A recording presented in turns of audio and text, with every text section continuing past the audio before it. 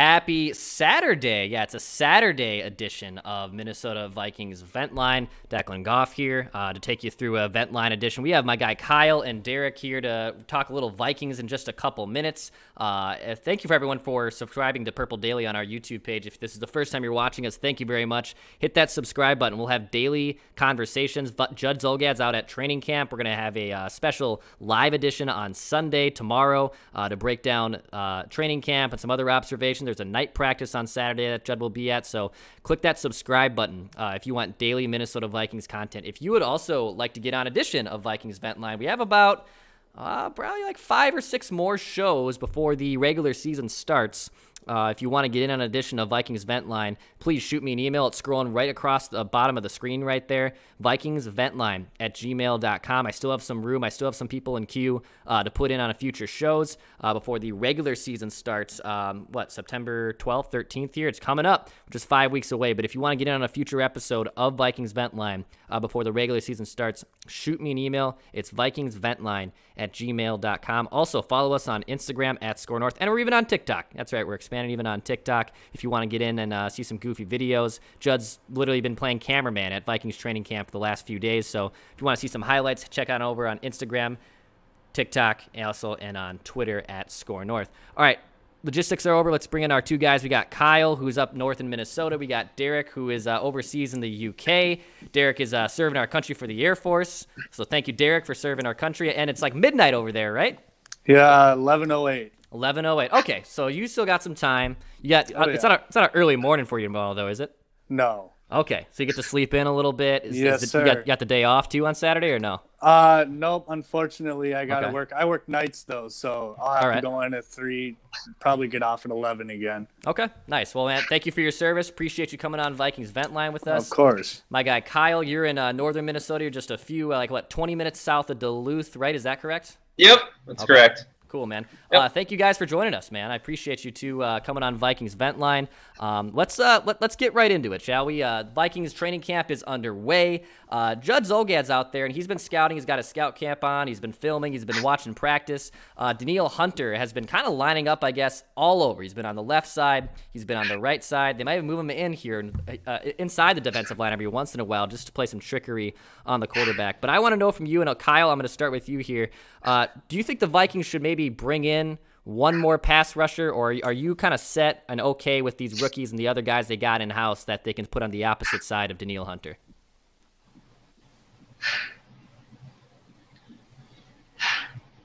Well, I would think I would actually bring in someone on the opposite side of Daniil Hunter just to help him out. So that way, he's not everyone's going to be focused on Daniil Hunter because everyone knows, what a kind of athletic freak he is. So, whether it's I think even Oliver Vernon would be a really good choice too, along with Chandler Jones. There's a couple of good guys that have double-digit sacks the last couple of years.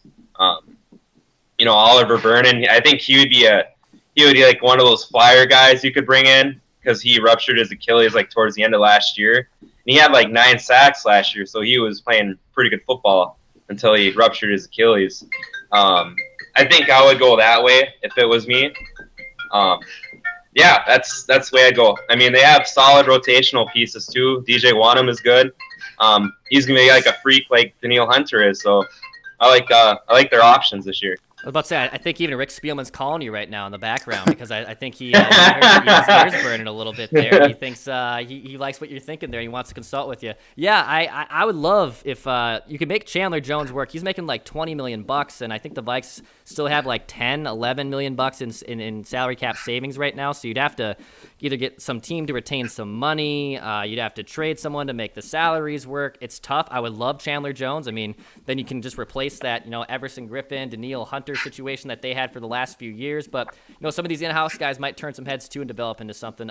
Derek, what do you think, man? Are you okay with this in-house options? Do you want to see them bring in one more person? What do you think? I mean, truthfully, Chandler Jones would be awesome. But I mean, even the cap wizard Rob Brzezinski, I don't know if he could pull that off. But I think back to 2019, Daniil's last really good season, and I remember defenses were keying in so hard on Daniil Hunter that Ifeadi Odenigbo was over on the left side, and he had a pretty damn good season, honestly. So, I mean, it'd be nice to get like a Chandler Jones or somebody like that. But, I mean, honestly, I'm fine with like a DJ Wanham or a Stephen Weatherly or I don't know. I trust that with Daniil back, if he's 100%, that we're not in as dire straits as everybody likes to perceive. For sure, man. Yeah, I mean, last year with Daniil out, obviously the Vikings struggled to get after the quarterback, but now that Daniil's healthy and back and he's looking like he's ready to rock, those other guys things might open up for him. Daniil Hunter's a monster. He's a top 5 defensive end in the league, and now all of a sudden it might give a chance for, like someone like Chandler Jones or Ifeadi or even DJ Wanham to step in and make a heyday and also put his stamp as one of the better players on the opposite side of Daniil Hunter. Yeah, Chandler Jones sounds cool, obviously. He was an all-pro, like 20 sacks 2 seasons ago. I mean, he was damn good. It's just probably a little too late to probably make that cap work and make that trade work. But I'm excited. I'm excited Daniil Hunter is back. I mean, my God, there's probably the most missed Viking last season because that defense basically ran through him. So if Daniil Hunter is healthy, hopefully everyone else can start opening things up. On the offensive line, so Judd Zolgad was at training camp, and he is just convinced. He's absolutely convinced that Dakota Dozier is going to get another job at starting right guard. And I know you guys are laughing, and it's not laughing of good laughter. It's laughter of why are we doing this, and here we go again. What is your level of concern if Dakota Dozier steps in week 1 as a starting right guard? Kyle, I'll start with you. Well, all I gotta say is Kirk Cousins better be run for his life because I mean Dakota Dozier, I don't even know how he's on an NFL football team. I mean it's horrible. Like last year, every time they brought a blitz through his area of the line, they were getting through, and Kirk Cousins is on his back before he could make his reads. He allowed like 6 sacks last year, which is like the second worst in the NFL. Then he also had like 9th in penalties, which is that's bad. I'd rather go Udo.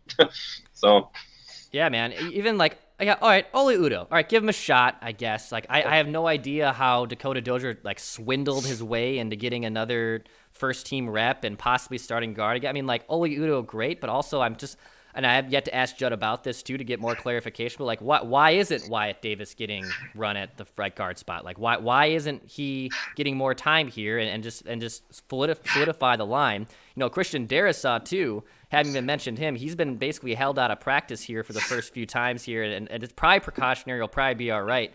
But I mean, I think football is one of those sports where if you're missing time, it is so hard to pick up the speed and pick up your playbook and know all that stuff. Obviously, with my build, I didn't play offensive line. I know that probably surprises both of you.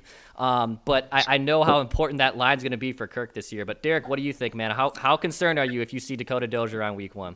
I mean, it'd be pretty concerning. But I was listening to, I think it was today. I was listening to your guys, Judd's thoughts on training camp. And I think he made a really interesting point, and it kind of made a little bit of sense. Oli Udo, I feel like they don't want to throw him into the fire right away. They don't want to put him up with the first team and set him up for failure. So I think it was Judd that said Dakota Dozier is being used as kind of like a segue for Oli Udo to be introduced to that spot, especially because I guess his main position is tackle. That's what he was drafted as. So I don't know. I would love to see Udo, and hopefully, I mean, honestly, at this point, anybody's an upgrade over Dakota Dozier, truthfully.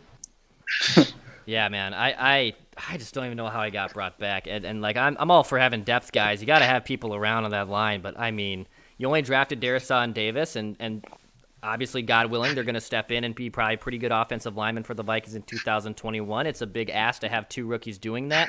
But I seriously have no idea, with Dakota Dozier being the worst graded guard, by Pro Football Focus last year, and just, I mean, I don't know how anyone looked back at that tape and said, yeah, let's give him one more run. So Yeah. I would have big time concerns if Dozier's out there, and I'd have even larger concerns if this Christian Darrisaw injury actually keeps lingering and he misses time on week 1. I mean, that's the linchpin to keep this offensive line intact, and it's a rookie, and it's asking a lot of them. So, man, if this offensive line is basically the same sieve it was last season, I mean, you're looking at the same situation we had in 2020. So it's kind of crazy how everything basically hinges on that offensive line protecting Kirk. It's going to be possibly a long year if that's the case.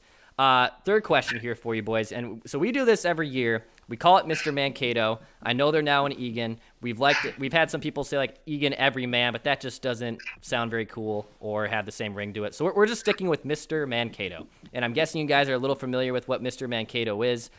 We've been doing it for the last, I think, 7-8 years at 1500 ESPN and now Score North. And basically, it's trying to find the training camp standout. And we have a couple rules that it can't be first or second round picks, so it's third round picks and on, second year guys, undrafted guys. I would love to know who you have as your Mr. Mankato picks. Kyle, who is your favorite so far, or who would you like to see step up and win Mr. Mankato in 2021? I would actually like to see Blake Pruell. I think he's kind of one of those undrafted, one of those undrafted players that no one really ever talks about. If you look at his college stats, he looks like a pretty solid backup to where Thielen slots in. I like him. I think he's kind of one of those guys never talk about. I like to see him win it for sure. Nice, man. Derek, what do you think, man? You got a Mr. Mankato favorite for this year? Well, I'll be honest. When you guys aired the episode, I feel like it's a little bit of cheating now that we've had a couple days of training camp. True. But truthfully, when I was watching the episode, I was with Mackie, and I was high on Zylstra. Yeah. But with the little bit of look-see that we've gotten so far, I'd probably say KJ Osborne. Yeah. Yeah, he's looking damn good in camp, and I know, we're 3 days into this now, but KJ Osborne looks like a stud, and I know they signed D.D. Westbrook. I'm happy he's on the team, obviously, but man, KJ might be stepping in here, and I believe on Friday, BC Johnson left with an apparent injury. I don't know how serious that is. KJ Osborne could absolutely turn some heads here, and I know he was gunning for some special teams and punt returner, kick returner stuff. He looks like so far the early on favorite in the first couple days of practice. I went with Kenny Nwangu. I kind of had the same philosophy of, all right, some punt returns, some kick returns.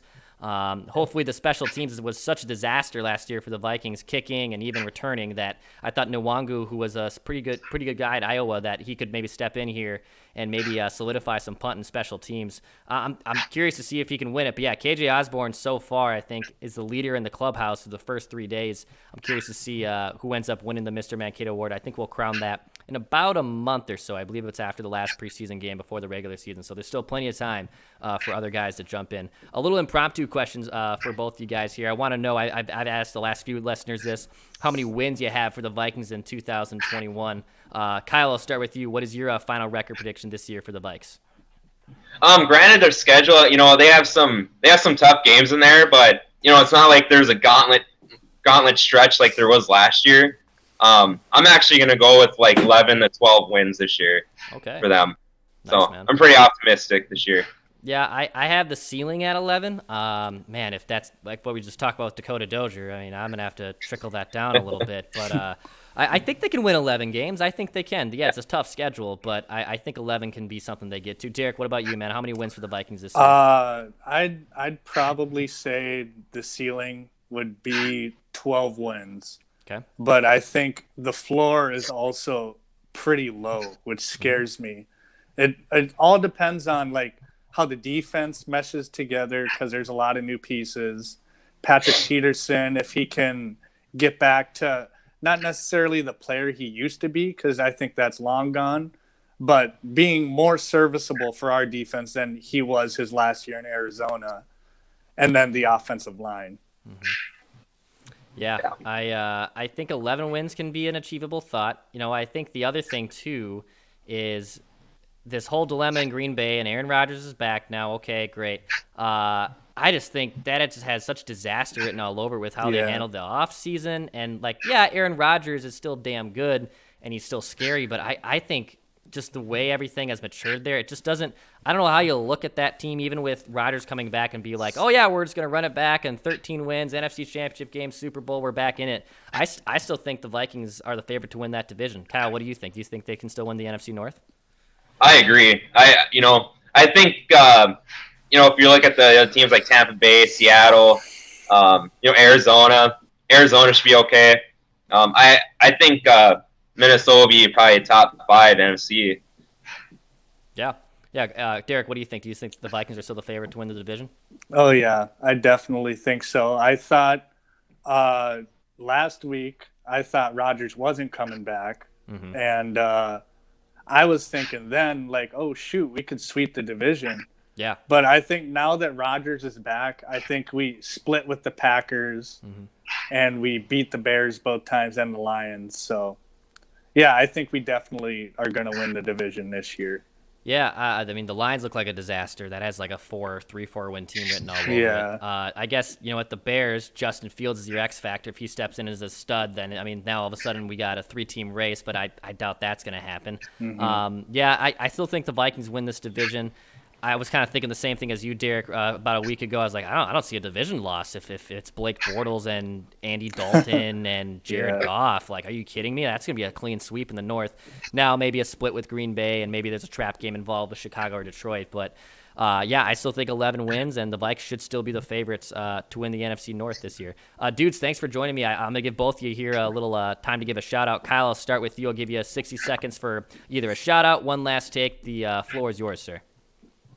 I'd like to say, I guess shout out to my wife.